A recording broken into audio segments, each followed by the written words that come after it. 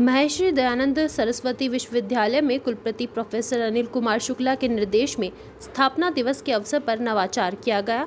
इस दौरान हवन यज्ञ कर फलदायी पौधे लगाए गए। इस मौके पर चोयल इंडस्ट्री के संरक्षक उद्योगपति RS चोयल ने कहा कि प्रत्येक व्यक्ति अपने जीवन में सफलता के लिए नए आयाम प्राप्त करने की आकांक्षा रखता है, किंतु प्रगति का विज्ञान कहता है कि सफल जीवन की अपेक्षा सुखी जीवन अधिक महत्वपूर्ण है। साथ ही उन्होंने बताया कि वे जब स्वयं अपने परिवार, समाज अथवा राष्ट्र के लिए अपने जीवन को समर्पित करने को तैयार रहते हैं तो भावात्मक पूंजी एकत्र होकर उनके जीवन की आकस्मिक स्थितियों में ईश्वरीय कृपा बनकर प्रकट होने लगती है।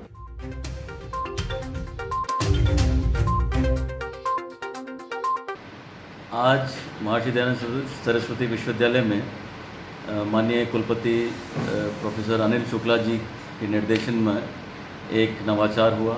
आज हमने स्थापना दिवस पर यज्ञ तो किया ही, शुरू में हर स्थापना दिवस पे जैसा कि हम पूर्व में भी यज्ञ करते आए हैं, महर्षि दयानंद सरस्वती विश्वविद्यालय के प्रांगण में बृहस्पति भवन में यज्ञ के पश्चात हमने एक प्रेरणादायी उद्बोधन हमने सुना। श्री RS चोयल साहब, जो कि चोयल इंडस्ट्रीज़ के संस्थापक हैं, जो कि उसके कार्यकारी निदेशक हैं, और उन्होंने एक हमारे सभी कर्मचारी, अधिकारी और शिक्षकों, छात्राओं को उद्बोधन दिया। और ये उद्बोधन प्रेरणादायक था, सभी को बांधने वाला था और एक कुछ ऐसा था कि जिसका एक कुछ कर गुजरने की एक इच्छा शक्ति का संचार बहुत अच्छी तरीके से उन्होंने किया, और जो कि आने वाले समय में हमारे विश्वविद्यालय में परिलक्षित होगा। और मुझे लगता है कि सभी क्योंकि उससे बहुत ज़्यादा प्रभावित है। इसके उपरांत हम चरक भवन में आए। सब चरक भवन के पीछे हमने सबने वृक्षारोपण किया और बड़े हर्ष की बात है, छात्रों ने, कर्मचारियों ने, अधिकारियों ने, शिक्षकों ने, सब ने इस वृक्षारोपण कार्यक्रम में बढ़ चढ़कर भाग लिया।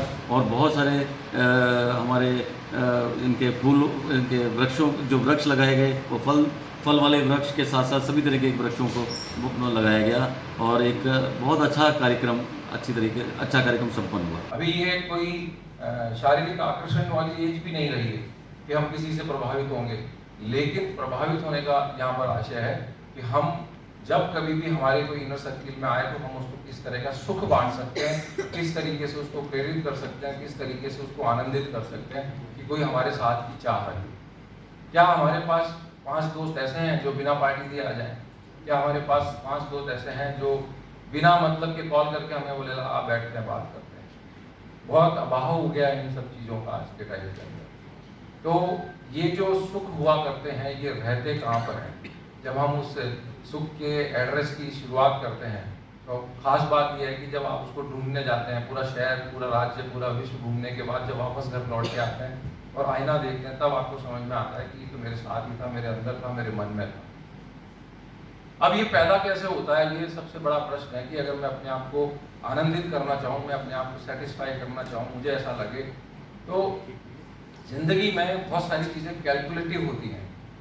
कैलकुलेटिव में हर चीज़ें हमको गुणा भाग जमा करके निकालनी होती है। ये लूँगा ये मिलेगा, ये करूँगा वो होगा, ये होगा उससे लाभ होगा। ये सारे करियर की बातें हैं, ये सारे भौतिक जगत की बातें हैं कि हमको जो है कैलकुलेशन करनी पड़ती है। लेकिन जब उस सुख की बात हम करते हैं तो उसके अंदर कैलकुलेशन नहीं होता, उसमें इंक्लूजन होता है कि तुम भी आ जाओ, मैं भी आ जाऊँ, सब आ जाओ एक जगह पे। किसका क्या है कुछ पता नहीं, सब इंक्लूडेड है। तो जो ये इंक्लूजन है, ये पैदा कैसे होगा? तो यहाँ पर पैदा होने की बात मैं कर रहा हूँ, कैलकुलेशन की बात कर रहा हूँ, तो इमोशनल बैंक की मैं बात कर रहा हूँ। हमारे पास जो भी हमारी तनख्वाह आती है, सैलरी आती है, जो व्यापार से हमारी इनकम आती है, जो भी पैसा हमारे पास आता है वो एक जगह पे इकट्ठा होता है, फिर हम उसको पूरी योजना के अनुसार खर्च करते हैं। योजनाएं बड़ी हैं, पैसा कम होता है तो चिंता का विषय हो जाता है। फिर दूसरे मीन्स काम करना शुरू करते हैं। पैसा बहुत ज़्यादा हो जाता है, योजनाएं कम है तो भी चिंता का विषय हो जाता है। तो चिंता तो ऑल द टाइम रहनी है, पैसा कम है तब भी रहनी है, पैसा ज़्यादा है तब भी रहनी है।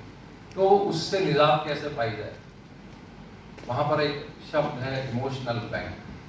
क्या हमारे पास एक ऐसा इमोशनल बैंक है कि हम उससे कुछ भी निकालने की मंशा नहीं करें, अंश हमको निकाल करके दे दें?